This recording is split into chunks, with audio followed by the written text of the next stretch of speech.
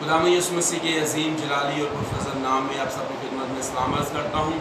मेरा नाम पादरी इमानुएल तबस्सुम है और हम यीशु मसीह की ज़ुबान मुबारक से निकलने वाले 7 सलीबी कलमात पर गौर कर रहे हैं और आज हम सीखेंगे यीशु की ज़ुबान मुबारक से निकलने वाले चौथे कलमे के बारे में। चौथा कलमा जो है इसके लिए हवाला देखेंगे मत्ती की अंजील उसका 27वां बाब और उसकी 45वीं आयत से।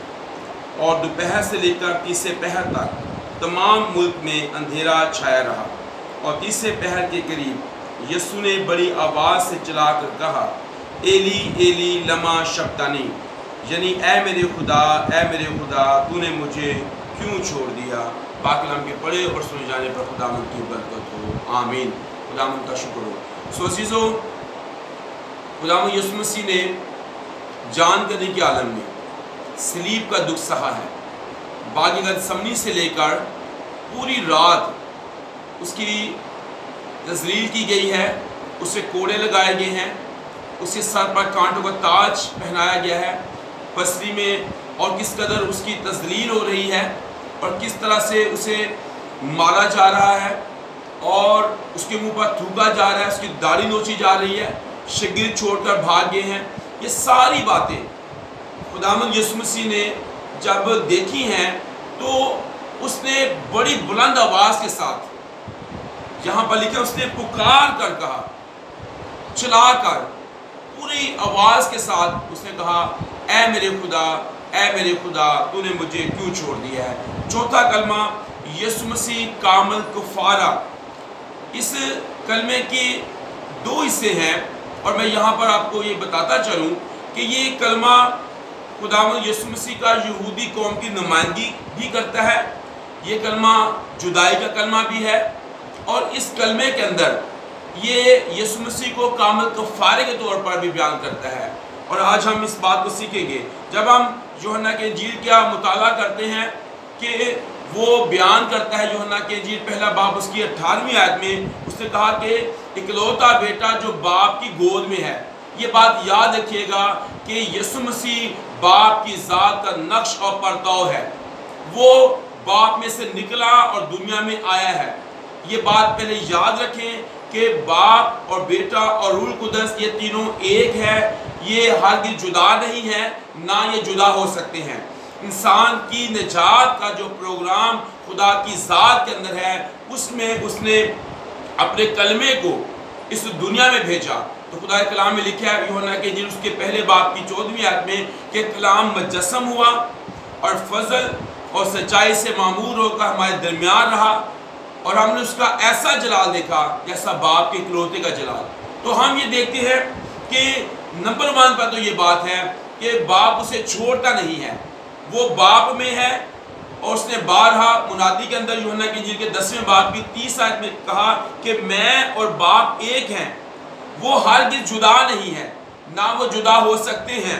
लेकिन फिर भी जो हम हवाला जात देख रहे हैं इसमें आज हम देख रहे हैं कि कैसे वो और बाप एक है। तो यूहन्ना के इंजील के 14 बाब की 10 आयत में कहता है, मैं बाप में हूँ, बाप मुझ में है, जिसने मुझे देखा उसने बाप को देखा। फिर यूहन्ना के इंजील के 8वें बाब की 29 आयत में कहता है कि मेरा बाप जो है वो मेरे साथ है, वो मुझे अकेला नहीं छोड़ेगा, हालांकि तुम मुझे अकेला छोड़ दोगे और मेरा बाप जो है वो मुझे हरगिज़ अकेला नहीं छोड़ेगा। फिर यूहन्ना के इंजील के 16वें बाब की 32 आयत में कहता है कि तुम सब मुझे छोड़कर भाग जाओगे पर मेरा बाप जो है वो मुझे अकेला नहीं छोड़ेगा, मेरा बाप मेरे साथ है। तो यीशु मसीह ने जितनी बातें कही हैं इस बात को बिल्कुल पक्का करती हैं कि यीशु मसीह हरगिज़ बाप से जुदा नहीं है। और अगर हम इस बात को देखते हैं कि वो यहाँ पर कह रहा है तीसरे पहर के करीब जब अंधेरा छा गया है, जब हर तरफ देखते हैं कि तारीकी है, और फिर यीशु ने बड़ी आवाज़ के साथ चलाकर कहा कि मेरे खुदा तूने मुझे क्यों छोड़ दिया। तो यहाँ पर यहूदी कौम की नुमाइंदगी वो करता है। जब आप अब देखते हैं ज़बूर 22 और उसकी पहली आयत, तो यीशु मसीह इसी इक़्तिबास को जो है वो तलावत कर रहा है।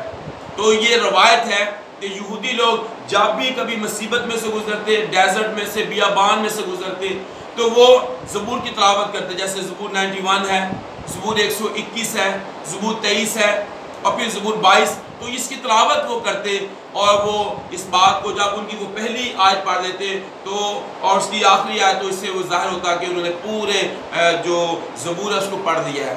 تو ہم یہاں پر دیکھتے ہیں کہ یسوع مسیح یہودی قوم کی نمائندگی بھی کرتے ہیں، یہ پیشن گوئی بھی پوری ہوئی ہے جو زبور کی نویس نے کہی ہے۔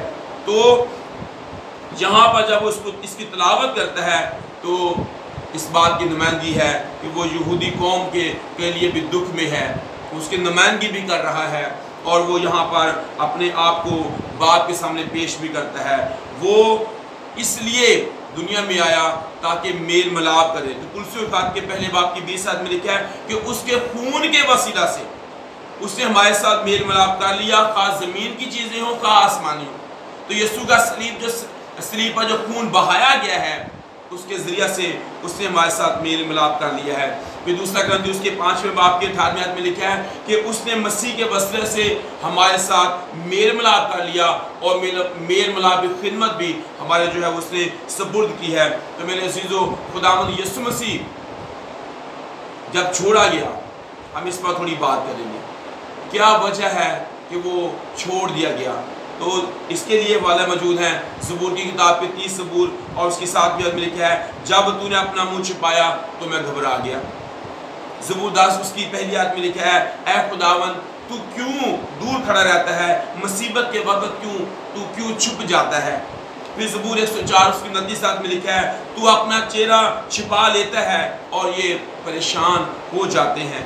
پھر یسایہ اس کے 54 باب کی 7ویں آیت میں لکھا ہے میں نے ایک دم کے لیے تجھے چھوڑ دیا۔ آپ اس کو اگر دیکھیں تو خدا کا کلام ہمیں کس قدر اس بات کو واضح کر رہا ہے کہ یسوع کا چھوڑا جانا کس قدر اہم ہے۔ یسوع مسیح کیوں چھوڑ دیا گیا، کیا وجہ ہے، اور ہم اس بات کو جانتے ہیں ہماری بدیاں، ہمارے گناہ جو ہیں اس پر لدے ہوئے ہیں۔ یہ 3 کلموں کے بعد یہ 4تھا کلمہ ہے اور میں یہ کہتا ہوں کہ یہ کلمہ یہ بیان کر رہا ہے کہ یسوع مسیح کامل کفارہ ہے، یسوع مسیح خدا کا وہ برہ ہے جس کے بارے میں لکھا ہے دیکھو یہ خدا کا برہ ہے جو جہان کے گناہ اٹھا لے جاتا ہے۔ یسایہ 59 باب کی 2 آیت میں لکھا ہے کہ ہماری بدکرداری کے سبب سے اس کا ہاتھ چھوٹا نہیں کہ وہ بچا نہیں سکتا ہے، اس کا کان بھاری نہیں کہ سن نہیں سکتا، اور ہماری بدکرداری نے جدائی کی دیوار کھڑی کی ہے۔ یہ گناہ کی دیوار، یہ جدائی کی دیوار، یہ ہمارے پاپوں کے سبب سے ہے، اور کلام کہتا ہے گناہ کی مزدوری جو ہے وہ موت ہے۔ تو یسوع مسیح خدا کا برہ ہے جو ذبح ہوا ہے۔ یہاں پر یہ 4تھا کلمہ بیان کرتا ہے کہ میرا اور آپ کی نجات کا جو بانی ہے وہ یسوع ہے جو کفارہ ہے، جو پاپوں سے رہائی دیتا ہے، اس کا خون ہمیں تمام گناہوں سے پاک کرتا ہے۔ عزیزو، میرا خداوند اس لیے یہاں پر چھوڑ دیا گیا تاکہ میری اور آپ کی نجات مکمل ہو جائے، تاکہ خدا کا عدل، خدا کا انصاف پورا ہو جائے۔ تو یہاں پر خداوند یسوع مسیح کا جو چھوڑا جانا ہے اس کا سبب بھی یہ ہے۔ اور میں یہاں پر ایک چھوٹی سٹوری آپ کو بیان کرتا ہوں۔ ایک دفعہ ایک جج کا جو بیٹا ہے وہ کسی طرح کے الزام میں جو ہے وہ عدالت میں پہنچتا ہے، اور جب جج اس کو دیکھتا ہے تو وہ مجبور ہوتا ہے اس بات سے کہ میں اب اپنے بیٹے کو کیسے بچاؤں جبکہ اس پر الزام بھی ہے۔ تو خدا بھی اسی طرح سے ہمیں بچانا چاہتا ہے، اور اسی جج نے اپنے بیٹے کے خلاف عدل کی کرسی پر بیٹھ کر اس کے خلاف مقدمہ جو ہے اس کے خلاف فیصلہ سنایا، اور اس لمحے میں باپ نے بیٹے کو چھوڑا نہیں۔ پھر جیسے اس پر جرمانہ عائد کیا گیا تو پھر باپ اس عدل کی کرسی سے اٹھا اور پھر جرمانہ بھی اس نے خود ادا کیا، اور جو اپنے بیٹے کو اس نے رہا کیا۔ اسی طرح اگر ہم دانیل کی کتاب میں دیکھیں کہ جب دانیل کے خلاف ایک بڑی سازش کے ذریعہ سے اسے پھنسایا گیا اور اسے شیروں کی مان میں ڈالنے والا حکم جو ہے وہ جاری ہوا، تو ہم دیکھتے ہیں کہ مادی و فارس کا جو قانون ہے وہ لا تبدیل ہے، وہ بدلا نہیں جا سکتا ہے۔ تو دارا بادشاہ دانیل کی بڑی عزت کرتا تھا، وہ چاہتا تھا کہ دانیل کو جو ہے وہ چھڑائے، لیکن میرے عزیزو ہم دیکھتے ہیں کہ کس قدر وہ چاہتا تھا کہ دانیل کو چھڑا لے، لیکن وہ ان قوانین کے سبب سے جو تھے وہ مجبور تھا۔